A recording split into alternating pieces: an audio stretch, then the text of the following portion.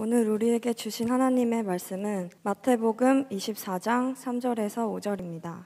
예수께서 감람산 위에 앉으셨을 때에 제자들이 조용히 와서 이르되 우리에게 이르소서 어느 때에 이런 일이 있겠사오며 또 주의 임하심과 세상 끝에는 무슨 징조가 있사오리이까. 예수께서 대답하여 이르시되 너희가 사람의 미혹을 받지 않도록 주의하라. 많은 사람이 내 이름으로 와서 이르되 나는 그리스도라 하여 많은 사람을 미혹하리라. 아멘. 여러분들 유튜버들 계시죠? 요즘 대학생들은 잘 모르겠어요. 고등학생들 꿈이 뭐냐라고 물으면 연예인들이 1위였던 시대가 있고, 또 요즘은 유명한 유튜버가 되고 싶다, 이런 얘기들을 많이 한다고 합니다. 그래서 오늘은 유튜브에서 이단 분별하는 11가지 지침인데요, 이거를 연예인들이 다니는 이단 교회는 어디 있는지를 중심으로 해서 여러분들과 좀 친숙하게 풀어가려고 제가 구성을 좀 해왔어요. 저도 유튜브를 많이 하고 있습니다. 지금 구독자는 한 29,500명이고요. 제일 많이 조회한 거는 한 140만 뷰? 이 정도 돼요. 근데 유튜브를 하면서 가장 힘든 게 뭐냐면 비교하는 거예요. 나보다 잘 만든 영상이 아닌 것 같은데, 내용도 별로, 콘텐츠도 다양하지 않은 것 같은데 그 사람이 올리면 기본 막 6천에서 10,000뷰 딱딱 찍고, 저는 심혈을 기울여서 올렸는데 600명, 꼴랑 뭐 넘어가봤자 1,000명 이렇게 되면 그 사람과 비교하면서 계속 불안해져요. 조금 더 자극적이고 조금 더 사람들의 마음을 사로잡는 영상을 올려야 되겠다라고 자꾸 스스로를 자극하다 보면 늘 긴장 상태가 되고, 그것이 심해지면 불안해지기도 하더라고요. 그런 인터넷의 빛과 그림자가 있는 그런 시대에 우리 마음 한가운데 내가 조회수가 100만 뷰가 되든 200만 뷰가 되든, 그리고 고작 10명이 보든 변함없이 나를 사랑하시는 예수 그리스도 안에 나의 영혼의 닻을 든든히 내리고 흔들리지 않는 마음을 갖는다면, 아무리 유명 연예인이 되고 유명 유튜버가 된다 하더라도 우리의 심지는 굳은 상태로 흔들리지 않고 우리에게 주어진 길을 꿋꿋이 갈 수 있을 거라고 믿어요. 그래서 무엇보다도 이 세상에서 가장 소중한 것은 내가 이 세상 가운데서 어떻게 살아가느냐보다도 나의 심지 속에 정말 예수님에 대한 사랑에 대한 확신과 그분에 대한 그런 충만한 은혜들이 누려지고 있는지, 그것을 되돌아보고 이단을 또 분별하는 그런 시간이 됐으면 좋겠어요. 유튜브를 많이 봐요. 3, 4일 전에 한번 유튜브가 오전에 중단된 경우가 있었어요. 그게 나만 그런 줄 알았는데 89% 이상이 우리 국민들이 이용하는데 서버에 문제였나 봐요. 그리고 그 후에 유튜브가 좀 새로워지는, 핸드폰으로 보니까 단추도 새로워지고 좀 쇄신을 했더라고요. 그 유튜브를 통해서 우리가 고척교회 목사님의 건강한 설교를 들을 수 있는가 하면, 유튜브 구글의 그 알고리즘 때문에 우리가 목사님 교회 이렇게 영상을 보잖아요. 그러면 알고리즘으로 형성된 여러 가지 영상들이 연결이 돼요. 그래서 우리가 이단을 잘 모르면 연결된 영상들이 괜찮은 건 줄 알고 클릭하다가 나도 모르게 이단 교리에 노출이 될 수 있는 게 유튜브 세상이에요. 유튜브에서 활동하는 80에서 90% 이상은 우리가 좀 고민을 하고 들어봐야 되는 내용들이에요. 특별히 교회 소속, 신학을 어디서 했는지, 그 사람의 사상이 무엇인지에 대해서 전혀 알려지지 않은 그런 영상들은 철저하게 우리가 조심해서 분별해서 들어야 돼요. 안 그러면 온갖 세상에 잡다한 것을 듣다가 성경에서 말씀하는 예수님을 믿는 게 아니라요, 온갖 음모론, 뭐 프리메이슨, 일루미나티, 베리칩, 이런 여러 가지 음모론에 빠져가지고 정작 우리가 신앙 고백을 하면서 나는 전능하신 천지의 창조주 아버지 하나님을 믿는다라는 그런 고백에 기초한 신앙이 아니라 부초처럼 이리 흔들리고 저리 흔들리고 세상의 두려움과 공포 속에서 사로잡혀 가지고 이 세상을 운행하시는 하나님을 바라보지 못하고 프리메이슨이나 검증되지 않은 여러 가지 음모론에 빠져 가지고 이 세상을 왜곡된 시각으로 바라보게 만들어요. 굉장히 무서운 현실입니다. 그래서 유튜브를 통해서 우리는 그 인터넷이라는 도구를 통해서 더욱더 하나님께 가까워지고 더욱더 성경적인 신앙에 가까워지는 우리 고척교회 청년 공동체가 되시기를 부탁드립니다. 그러기 위해서 우리는 이단이 뭔지를 꼭 알았으면 좋겠어요. 이단은 뭐냐면요, 달을 이자 끝단자를 써요. 이건 굉장히 중요한 정의인데 이단에 빠지면 바로 사람이 맛이 가고 이상해지는 게 아니에요. 더 성경 열심히 보는 것 같아요. 제가 상록교회에서 상담 협력 사역을 했는데 신천지에 빠졌다가 나온 친구 중에 어떤 친구가 있었냐면 요한계시록을 1장부터 22장까지를 탈탈탈 외워요. 그러니까 이단에 빠지면 성경을 안 보는 게 아니라 성경을 더 봐요. 신천지 강사쯤 되면 성경을 4,000구절을 암송을 해요. 그러니까 신천지 강사가 강의를 하잖아요. 듣는 사람들은 누가 듣든 저 사람이 성경에 있는 얘기를 하지 자기 사람 생각을 얘기하는 게 아니구나라고 착각하게 만들어요.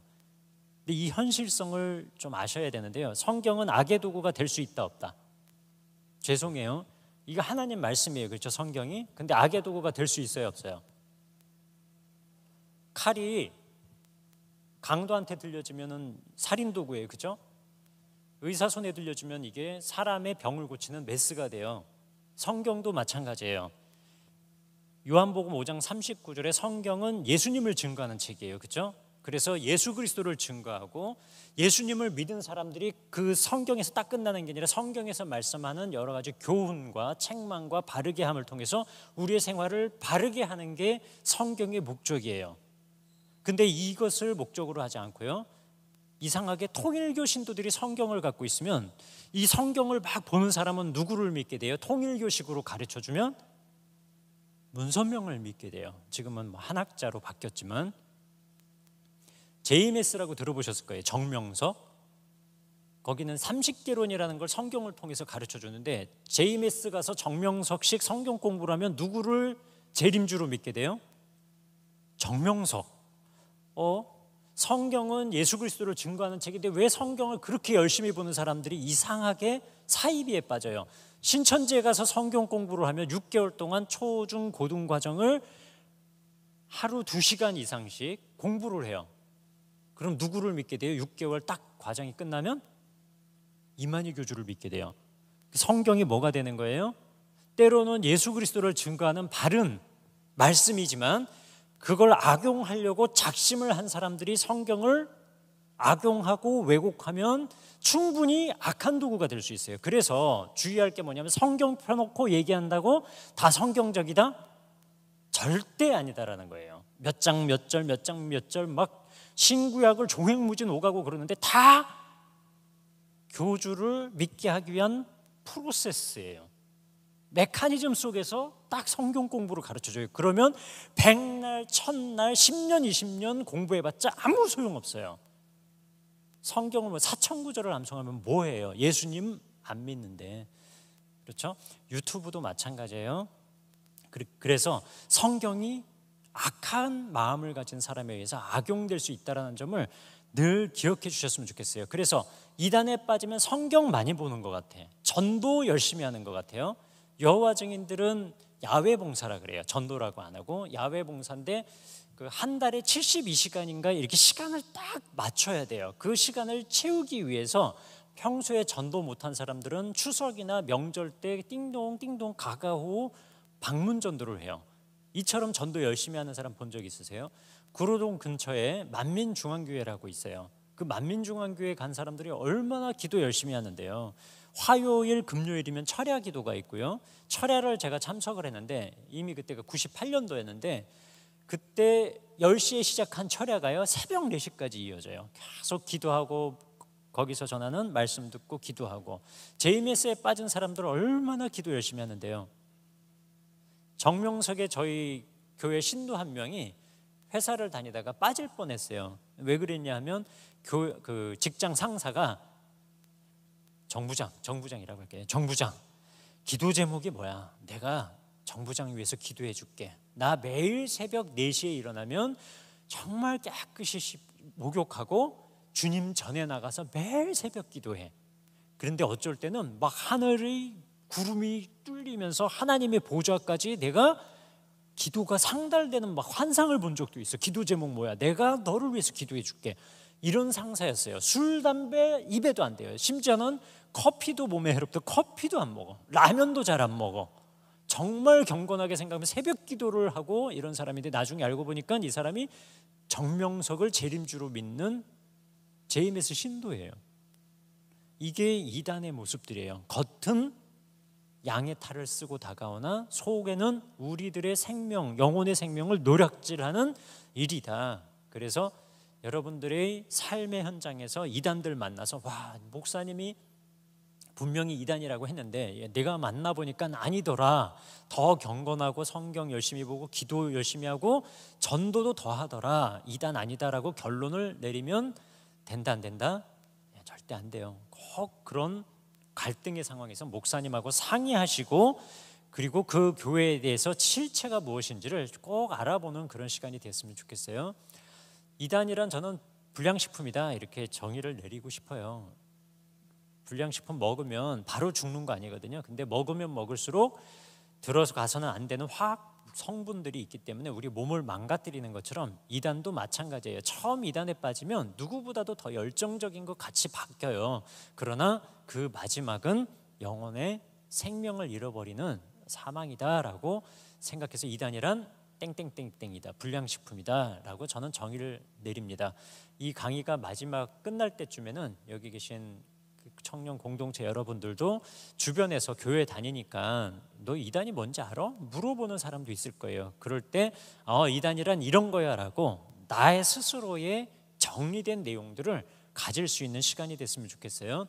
이단 분별을 왜 해야 되냐면요, 첫 번째로 예수님이 말씀하셨기 때문에요. 그래요. 마태복음 24장 3절 5절 말씀이 마지막 때에 세상 끝에 무슨 일이 있겠으며 무슨 징조가 있을까요? 라고 제자들이 물어보자 예수님이 처음 하신 말씀은 기근이 있을 것이다, 전쟁 터질 거다, 전염병이 창궐할 거다, 이런 말씀하신 게 아니고요. 같이 해보겠습니다. 사람의 미혹을 주의하라.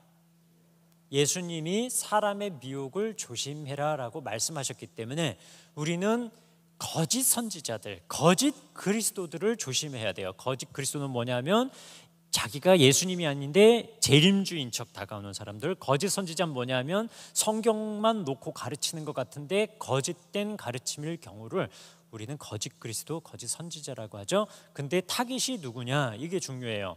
교회에 안 다니는 사람들일까요? 다니는 사람들일까요? 교회 다니는 사람들이 수월해요. 신천지는 심지어 신앙이 있는 사람들을 주요 타깃으로 하는 경우 굉장히 많아요. 그래서 예수님이 먼저 말씀하셨기 때문에 우리는 이단 사입이 조심해야 되고요. 두 번째로 그 타깃이 교회를 다니는 사람들, 심지어 영적으로 보면 택한 백성이라 하더라도 그 사람을 흔들어 놓기 위해서 이단들이 다가오기 때문에 우리는 반드시 이단 분별을 해야 돼요. 세 번째로 교회사적으로 이단들이 사라진 역사는 단 한 차례도 없었어요. 교회가 시작된 때부터 이단이 있었고요. 제일 유명한 이단이 초대교회 때는 에비온주의가 유명했어요. 에비온주의는 뭐냐면 유대적 이단이에요. 예수님이 우리와 똑같은 인간인 거예요. 왜? 유대인들은 하나님밖에, 성부 하나님밖에 하나님이 아니잖아요. 그렇죠? 그러니까 예수님은 선지자인 거예요. 그래서 선지자인데 탁월하게 하나님께서 들어서 사용한 인간일 뿐이다. 이게 에비온주의 이단이에요. 이 교리가 현대 이단으로 오면 뭐와 비슷하다?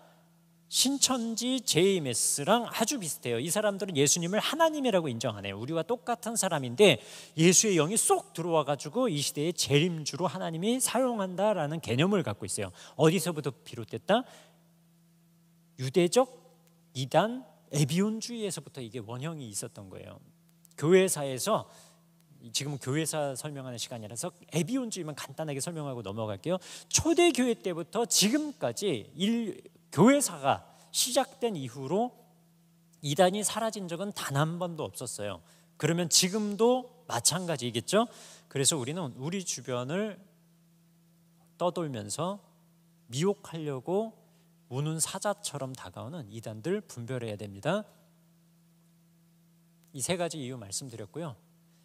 계열별로 이단 분별하는 법이 있는데 이 8가지 카테고리 안에 이단들이 다 있어요. 그리고 이 안에 연예인들이 다니는 이단들이 다 있고요. 유튜브에서 활동하는 이단들이 여기에 다 담겨 있어요. 그러나 아무리 단체가 많다 하더라도 8가지 카테고리 안에서 우리는 다 한번 정리를 해서 볼 수가 있어요.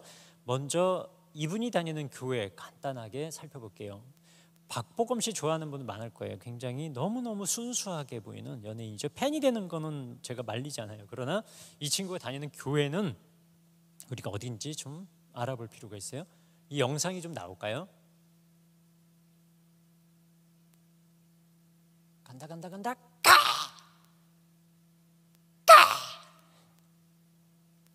이렇게 쓰러지네.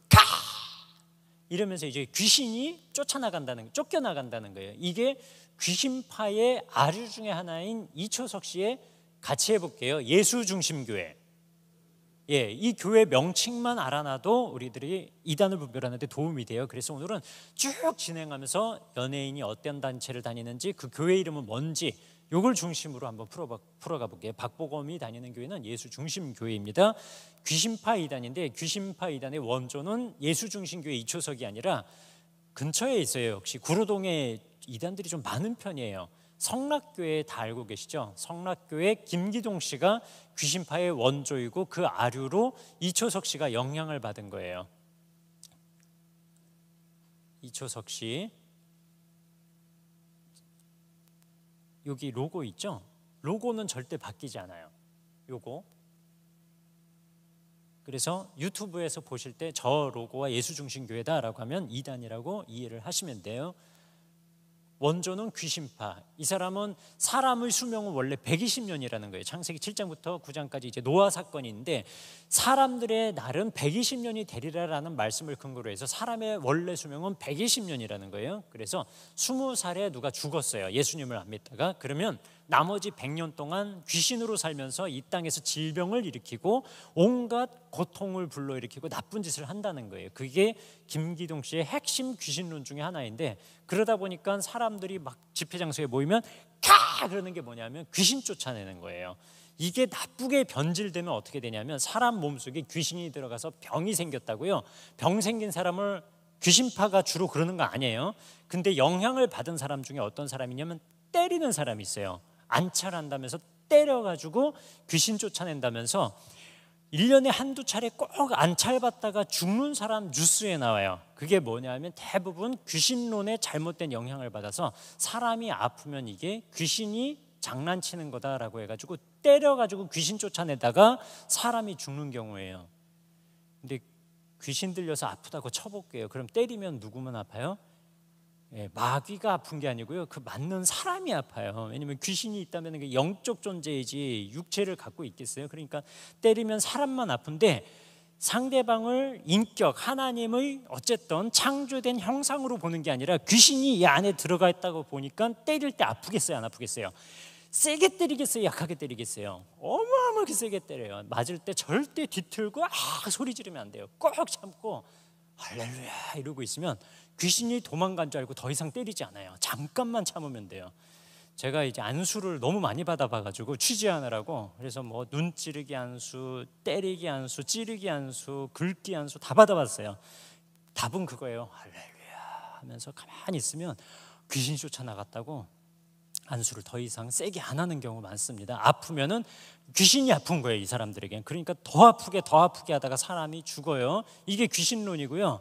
이 사람들의 세계관이 뭐냐면 여기서 비롯된 거예요. 우리는 사도신경을 오늘 외우진 않았지만 마음 가운데 신앙의 기본으로서 딱 받아들이고 있어요. 근데 그 첫 구절이 뭐냐면요, 나는 천지의 창조주이신 전능하신 하나님 아버지를 믿는다라는 고백이에요. 전능하셔서 천지를 창조하신 하나님을 믿잖아요. 근데 귀신론은 창조관이 완전히 삐뚤어져 있어요. 뭐냐면 천지 창조 이전에 사탄이 타락을 했다는 거예요. 이 사탄이 타락을 해가지고 우주 곳곳을 다 도망다니고 쥐새끼처럼 흩어져 있다는 거예요. 그러니까 귀신을 박멸을 할 수가 없어. 그래서 귀신을 때려 잡으려면 어떻게 되느냐? 지구를 만들어 가지고 여기다가 때려 넣는 거예요, 하나님이. 그러면 박멸을 쉽게 한다 못하게 한다? 이래서 지구를 만든 게 천지창조 사건이다라고 이해하는 게 귀신론이에요. 그러니까 얼마나 이 세상을 왜곡된 관점으로 보겠어요? 이게 귀신론입니다. 김기동의 귀신파 기억해 두시면 되고요. 쭉 넘어갈게요. 다락방 전도운동, 이 화곡동이 가까운지는 모르겠는데 화곡동에 예원교회라고 있어요. 정땡땡이라고 하는 분이 리더인데 귀신론 영향을 받았어요. 그래서 한국교회 막 98%가 마귀 들렸고 자기들만이 진짜 복음을 갖고 있다라고 주장하는 사람이에요. 지금은 세탁을 했어요. 교적 세탁. 원래는 대한예수교 장로회 전도총회라는 교단 명칭을 갖고 있었는데 지금은 개혁측이라는 곳과 연합을 해가지고 활동을 해서 이단성을 세탁을 해버린 거죠. 그러나 용어로 우리가 늘 구분할 수 있는데 렘넌트, 남은 자 또는 그루터기라는 용어인데 렘넌트라는 용어를 쓰는 단체가 있다. 그러면은 다락방일 가능성 높다라는 거 기억해 두시면 돼요. 여기까지 귀신파였습니다. 이 사람은 어느 교회 다니는지 혹시 아시는 분 계세요? 혹시 아세요? 누군지는 알죠? 예, BTS, 엑소 이런 친구들이 유명하고 블랙핑크 요새는 이런 분들이 유명하잖아요. 저분은 한 20년 전인 것 같아요. 슈퍼주니어 유명한 아이돌이죠. 맞죠? 예, 발음이 완전히 본토 발음이 아니고 식민지 발음이라서 그래서 웃으신 거죠? 예, 제가 영어만 하면 많은 분들이 웃더라고요. 죄송해요. 발음이 그래요. 슈퍼주니어. 예, 은혁 씨인데 은혁 씨는 초등학교 3학년부터 부모님 따라서 만민중앙교회를 출석을 했어요. 그러다 보니까 1년에 30명, 40명씩 많은 젊은 친구들이 은혁 씨 보려고 저 교회 출석을 하다 보니 전도왕이 된 경우도 있었습니다. 은혁 씨가요. 여기는 굉장히 화려해요. 퍼포먼스가 이렇게 예능팀이 있어요. 그래가지고 화려한 드레스를 입고 강단에서요 100명, 200명씩 모여가지고 막 춤추고 프로급들이에요. 춤도. 그러면은 저 맛에 이제 확 반한 사람들은 일반 교회에 오면 굉장히 싱거워요. 기도도 자기들보다 안 하는 것 같죠. 그리고 저 화려한 퍼포먼스가 없죠. 그러니까 굉장히 싱겁죠. 근데 제가 저 사람 설교를 듣는데 뭐라 그러냐면 어느 날 철야 시간에 내생물이 자기 손등에 내려와 있대요. 근데 내생물은 요한계시록에 나오는 표현인데 요한계시록 내생물이니까 어디에 나오겠어요? 예, 요한계시록 4장. 제가 숫자로 요한계시록을 외우는 방법이 4는 내생물, 사륙은 24, 24장로가 있는데 그들이 하는 일이 뭐냐면 내생물과 24장로들은 하나님의 보좌 앞에서요 하나님께 찬송과 권능과 영광과 위엄이 영원토록 하나님께 있다라고 막 찬양을 올리는 일을 해요. 내생물과 24장로가요. 근데 이 내생물이 자기 손등 위에 올라가 있대요. 그건 뭐란 얘기예요? 결국 자기가 말은 그렇게 직접적으로 안 하는데 자기가 하나님이란 얘기예요. 결론적으로 그 얘기가 그런 의미예요. 실제로 그 안에서는 그래서 하나님이 보좌 가운데 계시고 우편에는 예수님이 앉아 계시고 좌편이 비었다는 거예요. 그게 거기에 누가 앉아 있느냐? 자꾸 이재록이 앉아 있다라는 얘기들을 은연중에 퍼뜨려 갔어요. 그래서 저기를 제대로 알고 있는 사람은 이재록 씨를 성령 하나님이라고 믿어요. 이거 완벽한 사이비 종교죠. 지금은 은혁 씨가 저기를 떠났어요. 군대 제대하고 나서 2017년경에 저기를 떠난 것으로 제가 알고 기억하고 있습니다. 여기가 로얄석이에요. 여기 앞에 보이시죠?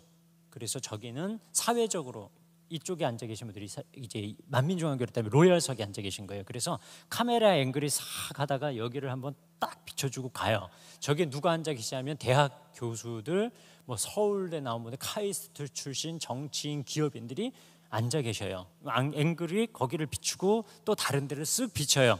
미디엄 메시지예요. 뭐를 말하고 싶은 거예요?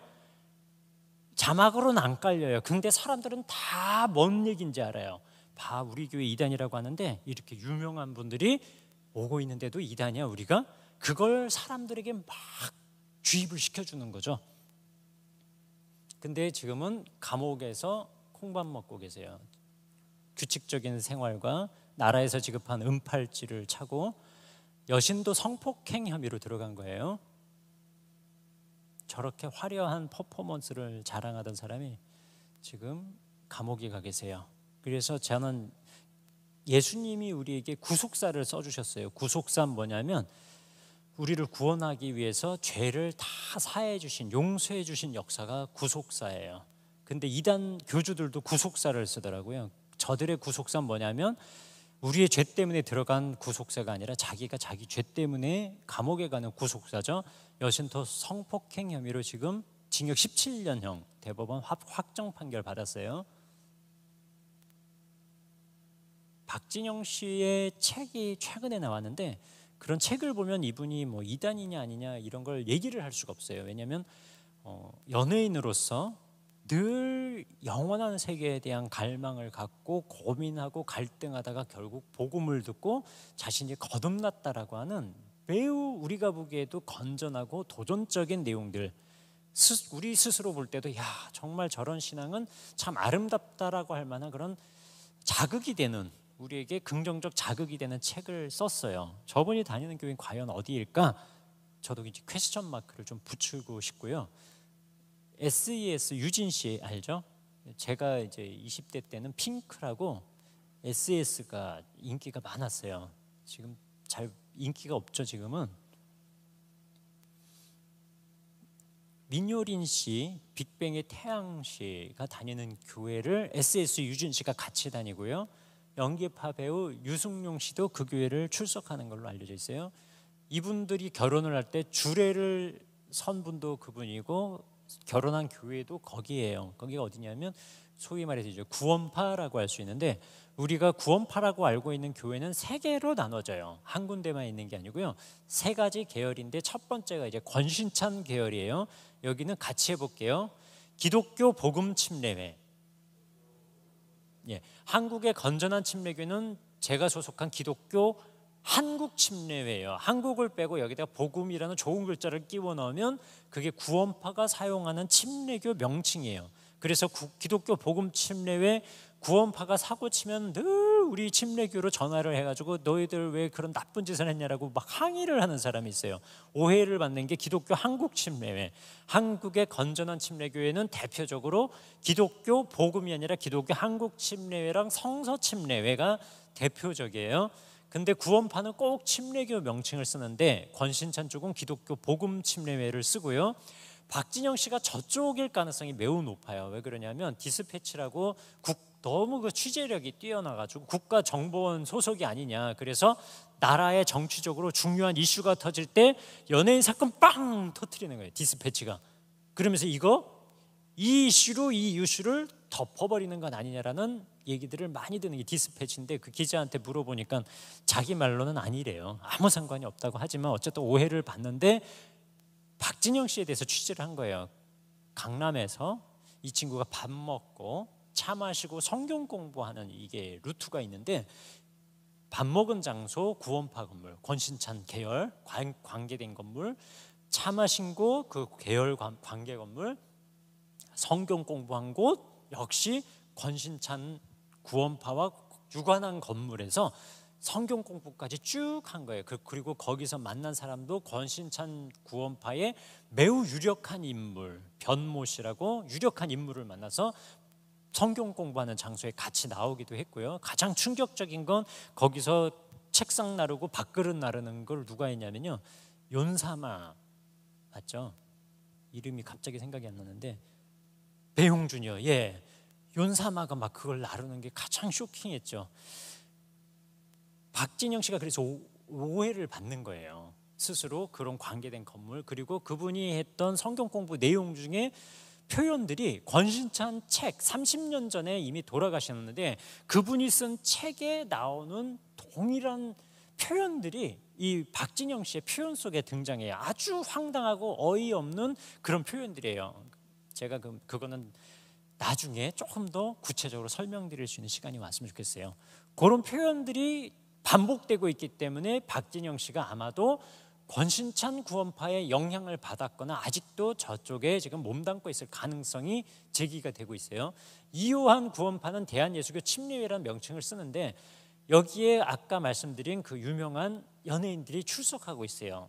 가장 많은 연예인들이 여기 이 이요한 구원파에 있는 거예요. 가운데 있는 거. 박옥수 구원파는 우리나라 안에서는 신천지가 제일 문제지만 물만 건너면 가장 심각한 문제를 일으키는 곳이 박옥수 구원파다 이렇게 비판받는 곳이에요. 제가 캄보디아에 작년에 갔었는데 푸놈펜 대학에 부스를 IYF라고 하는 단체, IVF가 아닙니다. IVF는 건전한 선교단체고요. IYF라고 자기들이 만들어 놓은 인터내셔널 유스 펠로우십이라고 하는 단체를 만들어 놓고요. 해외 포교를 할 때 푸놈펜 대학에 가서 부스 만들어 놓고 한류 열풍이 있잖아요. BTS가 얼마나 우리나라 국격을 수백만이 아니라 수백 명의 국회의원도 못하는 일을 BTS가 하잖아요. 그러면 그 한류 열풍을 파도 타기를 가장 잘하는 게 이단들이에요. 가가지고 한국 문화 체험하게 해주겠다, 한국어 가르쳐주겠다, 그러면서 한국에서 열리는 문화 캠프로 푸놈펜에 있는 젊은 친구들 1000명, 2000명씩을 초청해가지고 조인해서 한국에서 캠프를 열어요. 이렇게 해서 구원파와 관계를 맺어가는 거예요. 그게 포교법이에요. 우리들은 낚시하고 있을 때 저 사람들은 아주 쌍거리 금을 던져가지고 쌍거리 포교하는 그런 방법이죠. 경부고속도로 내려갈 때 우측에 서초 인터체인지 근처에 기쁜 소식 땡땡 교회라고 되어 있으면 무조건 박옥수 구원파구나 이해해 두시면 돼요. 이 사람의 뭐 사기적인 행각들은 시간 관계상 넘어갈게요. 요 로고 기억해 두세요. 요 로고가 보이면 이거는 무조건 이요한 구원파. 아까는 박옥수를 말씀드렸고 저 로고가 보이면 어디다? 아, 저기는 이요한 계열. SAS 유진 씨, 남편 기태영 씨, 민효린, 태양 그리고 유승용 씨가 다니는 것으로 알려진 교회가 저쪽이에요. 자, 여기는 어디냐면요. 이상세계라는 글자 보이시죠? 저 글씨체를 보고 분별이 가능한 이단 사이비가 있어요. 정말 젊은 청년들이 모여 있는데 저 색상이 좀 환하죠. 신천지도 옷차림 보고 좀 분별하는 방법인데 신천지의 그 옷 특징을 우리는 모나미 룩이라 그래요. 왜 그러냐면 모나미 볼펜 153 볼펜 있죠. 검정색, 하얀색이 색깔인데 신천지들은 검정색 정장에 하얀색 와이셔츠라든가 블라우스를 입는 경우 굉장히 많아요. 그래서 모나미 룩이라고 한다면 JMS는 검정색이 사탄의 색깔이라고 주로 환한 색깔들을 선호해요.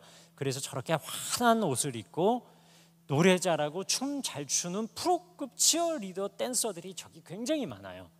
그래서 연예계를 지망한다든가 나는 모델이 될 거야 라고 한다든가 치어리더를 꿈꾸는 친구가 있다면 가장 조심할 이단 사이비 단체가 저 정명석 단체예요.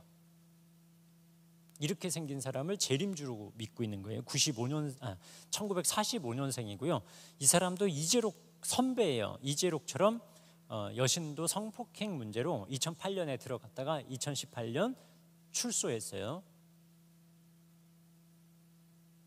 교리가 뭐냐면 딱 한 가지만 그냥 설명드릴게요. 재림주인데 정명석이 재림주인데 시대를 세 개로 나눠요. 구약, 신약이 우린 끝이잖아요. 신약이 앞으로 10,000년이 지나도 이 땅이 존재한다면 신약이 새 언약이고 예수님이 새 언약으로 종결이 된 거예요. 근데 그러면 JMS가 들어갈 자리가 없잖아요. 정명석이. 그래서 이단들은 3시대를 가르쳐줘요. 구약 있고 신약 있고 그 다음이 성약이라는 걸 정명석은 만들어놨어요. 그래서 시대를 세 개로 구분하고 이 성약의 시대에는 구약 때는 하나님이 인간과 주종관계, 신약에는 부자관계, 이제 성약 시대는 신부의 관계를 맺는 시대다. 뭔가 비슷하면서도 그거를 왜곡해서 잘못 나가는데 신부의 시대이니까 교주, 재림주와 신랑 신부처럼 사랑하는 관계를 맺어야 된다는 거예요. 그래서 그 교리들을 여러 가지 시스템을 거치면 여성들이 꽃다운 순교를 저 사람한테 바치는 경우도 있어요. 굉장히 심각한 사이비 사교단체라는 것 꼭 기억해 두시고요. 국내만 문제가 아니라 외국에 저 친구가 멜번 대학교에 다니는 그런 친구를 알고 있어요. 근데 JMS에 빠져서 한국에 와가지고 저 사진 오른쪽 아래에 동그라미, 빨간 동그라미 아니 정명석 사진이에요. 저 사진을 보면서 미소 짓는 모습이에요. 멜번 대학이 주요 거점이고요. ANU라고 호주에 있는 우리나라로 치면 서울대학교가 있어요. ANU 대학에서 JMS 활동하는 게 체크가 되기도 했어요. 물론 코로나 때문에 지금은 조금 잠잠해지기도 했어요. 근데 JMS는 어디 출신이냐면 통일교 출신이에요. 1974년도에 통일교에 강사 생활을 하다가 80년에 나온 거예요. 그러니까 굉장히 똑똑한 사람이에요. 이게 무슨 의미냐면 통일교든 신천지든요, 교주를 하나님으로 믿게 만드는 교리 메커니즘이라는 게 있어요. 시스템. 요거를 받아들이면 교주가 믿어지고요. 이 메커니즘을 내가 갖고 통일교를 뛰쳐나와. 그 다음에 요걸 가르쳐서 나를 재림주로 만들 수 있는 저 시스템이, 구조가 있어요. 그러니까 정명석은 똑똑해서 빨리 신장개업한 거예요. 10년 안에. 근데 신천지 이만희 교주는 조금 딸린 것 같아요. 그래서 더 고생을 많이 했어요. 저희 정명석은 72년경에 통일교 들어가서 80년에 독립을 했는데 이만희 교주는 원래 박태선이라고 하는 전도관 사이비 종교에 57년에 들어가서 67년 10년 동안 헤매다가 나왔고, 그리고 나서 67년부터 69년까지 장막성전이라고 하는 사이비에 또 들어가고요. 나왔다가 목용득이라는 사이비, 재창조교회라고 하는 백만봉 사이비 단체를 다 전전해요. 그러다가 80년에 독립을 해요. 그러니까 거기에 비하면 이 정명석이라고 하는 사람은 그 사람들을 쇠뇌하고 정신적으로 지배하는 이 쇠뇌 메커니즘을 빨리 분석하고 적용한 사람은 무서운 사람이에요. 통일교. 여기서 잠깐 짚고 넘어갈 건 뭐냐면 이단 사이비에 처음 빠지는 건 굉장히 어려워요. 근데 빠지잖아요. 절대로 내가 자란 고향 같은 하나님의 진정한 교회 안으로 절대로 돌아오기가 힘들어져요. 아까 말씀드렸듯이 이게 쇠뇌 구조거든요. 8가지 교리 시스템이 있는데 그것을 사람 마음 가운데 딱 주입만 시키면, 주입하기가 어렵지 주입이 되면 그 다음부터 이 사고 구조가요, 사람을 하나님으로 숭배하는 사고가 딱 박혀버려요. 그래서 통일교에 있다가 나와서 거촉교회로 못 들어와요. 어디로 가야 되느냐 하면 이 교리 시스템을 비슷하게 가르쳐주는 다른 교회로 가게 돼 있어요. 재림주를 믿게 만들었죠. 그리고 지역에 있는 많은 교회들은 다 진리가 없고 타락한 바벨론 음료의 교회로 세뇌가 돼버려요. 그래서 이 안으로 못 들어오는 거예요.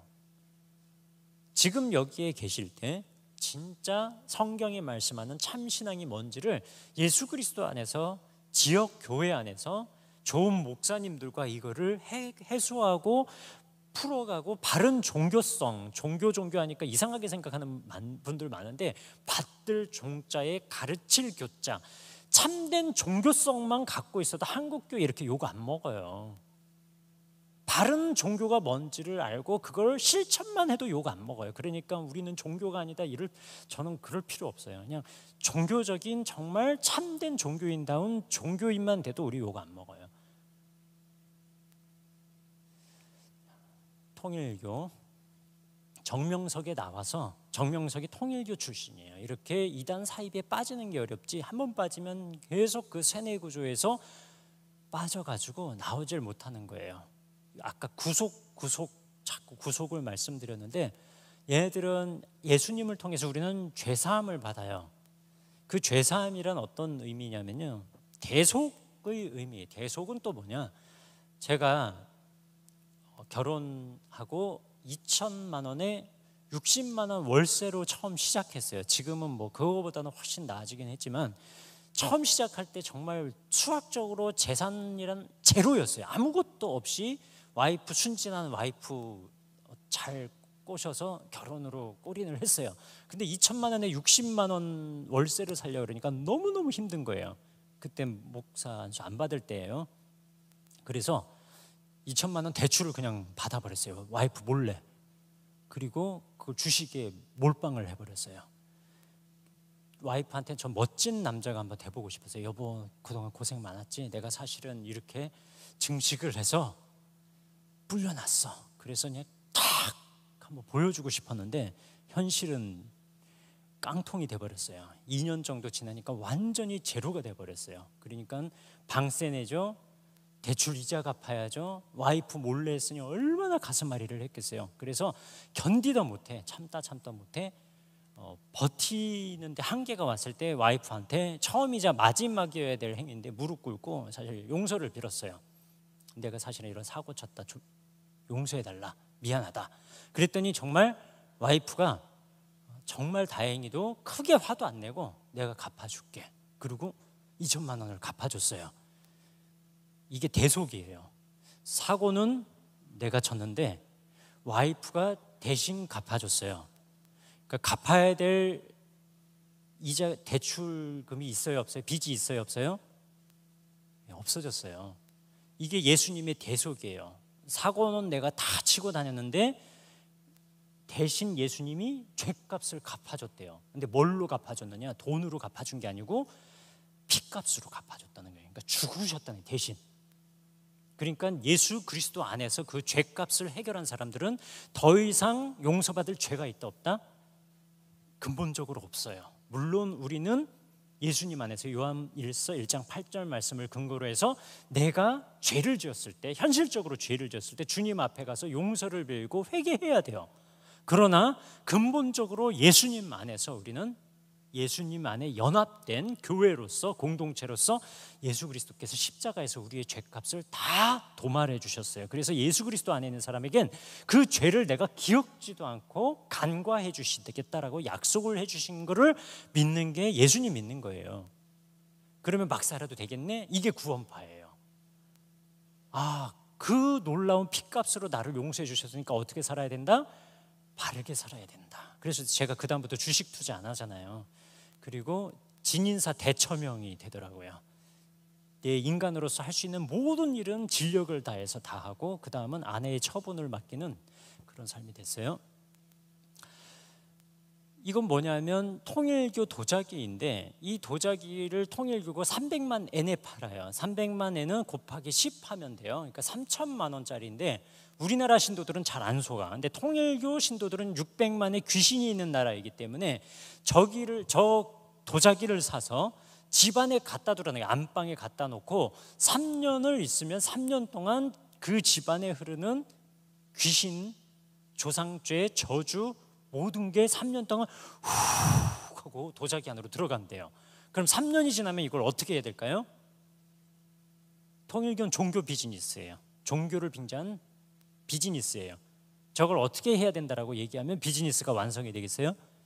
이렇게 털어서 재활용해야 된다. 1번. 깨끗이 씻어서 다시 쓴다. 2번. 깨뜨리고 나서 완전히 박살내고 깨뜨린 다음 다시 산다. 3번. 답은 자명하죠. 3번이에요. 그래서 통일교 일본 신도들이, 우리나라 신도가 약 4만에서 5만, 일본 신도도 역시 4, 5만인데 그 신도들 피해 액수가 1조 단위예요. 그래서 사회 문제가 되고 있는 게 통일교예요. 구속, 예수 그리스도의 대속을 모르면 이렇게 된다는 거예요. 통일교 싸이는 왜 보여드리냐면 싸이가 이단 신도나 그렇다라는 거 아니에요. 장막성전에 유재열 씨라고 있는데 이 박태선, 57년도에 나온 박태선이 영향을 줬어요. 그리고 이 영향을 받아서 전도관이 생겼고 전도관에서 75년도에 전도관이 아니라 유재열의 장막성전이 생겼는데 장막성전 유재열 씨가 1975년에 감옥에 들어갔어요. 그러면서 출소한 뒤에 내가 사이비교주의를 그만두겠다. 그리고 나서 사업가로 변신을 했는데 스포츠 사업, 건축 사업, 그리고 대형 한식집을 열어서 많은 재화를 지금 축적했어요. 그리고 사위가 들어왔는데 그 사람이 싸이예요.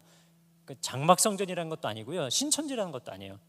다만 그 장인 어른이 과거에 한 시대를 풍미했던 저 시대에 우리나라 그 이단 역사를 통틀어서 가장 어린 고등학교 2학년의 신분으로 교주가 된 사람이 유재열 씨예요. 그 사람의 사위라는 거예요. 싸이가. 그건 진짜 참고로 알고 계셔요. 그리고 여기를 나와서 우리나라에서 최대 이단으로 발돋움한 게 신천지 이만희 교주예요. 1980년에 경기도 안양에서 개업을 했고요. 지금 30만 보석으로 풀려났죠. 지금 감옥에 들어가 있다가 감옥에 들어간 게 8월 1일이었는데 감염병 예방법 위반, 공무집행 방해, 횡령, 그리고 전피현이라는 곳에는 2천억 원 횡령 혐의로 고발을 한 상태예요. 이런 여러 가지 죄목이 있는데도 불구하고 보석으로 지금 나온 상태예요. 왜 보석으로 풀려났냐면 여러 가지 이유가 있겠지만 고령이에요. 1931년생이고 혹시라도 감옥 안에서 불미스러운 일이 발생하면 재판부나 법원이 그걸 다 뒤집어 써야 되는 그런 부담감도 있었을 것 같고요. 두 번째로 태평양이 여기를 법무법인 태평양이 변호를 맡았어요. 태평양은 제가 조사한 자료에 따르면 국내 변호사 수가 300명. 그러니까 우리나라 3위. 그리고 매출은 약 3천억 원이에요. 김현장이 1조더라고요. 그리고 태평양이 약 3천억 원. 그래서 우리나라 2, 3위를 다투는 최고 규모의 법무법인이에요. 로펌이에요. 거기서 변호를 맡았으니 얼마나 열일을 했겠어요. 그리고 성공보수라는 게 있는 거 아시죠? 형량을 줄이거나 뭘 하면 분명히 별도의, 이거는 법적으로 전혀 문제가 안 되는 계약이니까 그런 계약을 통해서 어마어마한 계약이 있을 거예요. 그러니까 열일하지 않을 수가 없었겠죠. 그래서 보석으로 풀려났는데 1억 원 껌값 납입금 내고 풀려났어요. 1억 원은 이 신천지 이만희 교회는 껌값이에요. 왜냐하면 얘네들이 총회 그 보고를 할 때 자산 헌금 총액 이런 걸 보고를 하거든요. 그게 1년이면 5천억 원이에요. 그러면 1억 원 뭐 진짜 한 2, 30억은 받았어야 되지 않나, 저는 그런 생각을 해요. 앞으로 어떤 활동을 할지는 정확히 모르겠지만 코로나19로 이 사람들의 기세가 확 꺾인 거는 분명해요.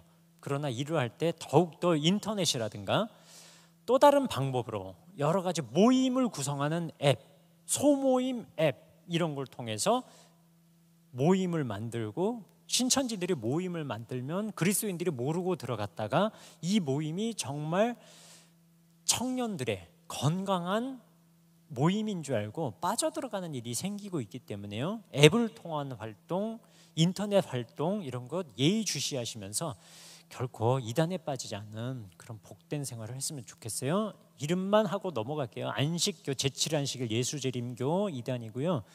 시조사라는 것을 청량리에서 운영하고 있고, 36 외국어 학원 SDA 세븐스 데일리 어드벤티스트, 이게 제7안식일이거든요. 36은 지체덕, 지육, 체육, 덕육을 합쳐서 36이라 그래요. 36에서 나오는 제품 이런 것들은 전부 이단 안식교가 관계된 곳이니까 조심하시고요. 안식교 출신인 이단 사이비가 있는데 남자 하나님은 안상홍, 여자 하나님은 장길자라고 하는 하나님의 세계복음 선교협회가 사실상 안상홍 출신이고요. 여기도 한 10만 명 돼요. 우리들은 성탄절을 12월 25일에 예수님의 탄생을 기념하는데 이 날이 태양신 숭배일이라는 거예요. 이 하나님의 교회는. 그래서 성탄절을 언제 지키냐면 안상홍 생일에 지켜요. 하나님이 1985년에 죽었어요. 저쪽 하나님은 라면인가 냉면인가 국수를 드시다가 돌아가셨대요. 그래서 어느 목사님이 국수 먹다가 죽었다, 썩은 놈 막 그랬더니 이제 고소를 한 거예요.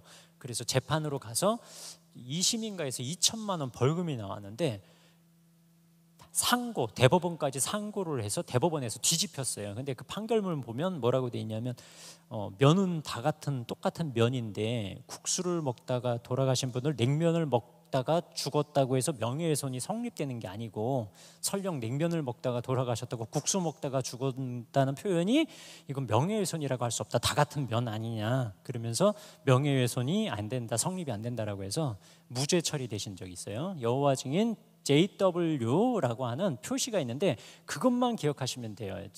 이 표시, 지금 포인트가 잘못됐는데 아래쪽에 JW.org라고 돼 있죠. 제호바스 위트니스 이거예요. 여호와 증인. 이 표시 세계 어디를 가든 똑같은 마크를 써요. 저 마크 쓰면 여호와 증인이다, 기억해 두시면 되고요. 큰 믿음 교회, 사랑하는 교회로 이름 바꿨어요. 왜 바꿨냐면 큰 믿음 교회 부교육자가 여성 몰카를 한 거예요.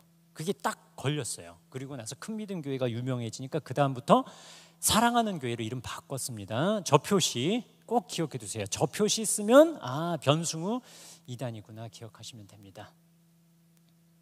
마무리를 하겠습니다. 이단 사이비에 빠지는 이유 중에 여러 가지가 있는데 나를 지지하고 격려해주고 위로해주는 공동체가 있기 때문에 그곳에 빠져들어가는 거예요. 방금 제 노래는 안 틀어드렸는데 여러분이란 노래 있죠. 내가 만약 외로울 때면 누가 위로해주나 이런 노래가 있잖아요. 그 위로해줄 사람이 있어서 그 이단에 가고요. 나를 지지해주고 격려해주고 인정해주니까 못 나오고요. 나와도 다시 돌아가요. 이건 바꿔 얘기하면 뭐냐면 신천지 JMS 말고 위로해주는 공동체가 만약 고척교회 청년 공동체라고 한다면 이 세상 그 누구도 이 공동체를 버리고 다른 곳으로 가기 어려워진다는 얘기예요. 그래서 이단 특강은 이단을 분별하는 데서 끝나지 않고요. 우리가 바른 교리를 갖고 건강한 공동체에서 내 옆에 있는 지체들을 그리스도의 사랑으로 내가 진실한 사랑을 받았듯이 그런 사랑으로 사랑할 수 있는가라는 질문으로 끝났으면 좋겠어요. 오늘 간단한 이 메시지를 통해서 평생토록 이단에 안 빠지고요. 내 마음 가운데 예수 그리스도의 대속에 대한 감사와 그것에 대한 찬양으로 우리의 일생들을 끝까지 경주하시면서 승리하시는 신앙의 승리자들이 되시기를 주님의 이름으로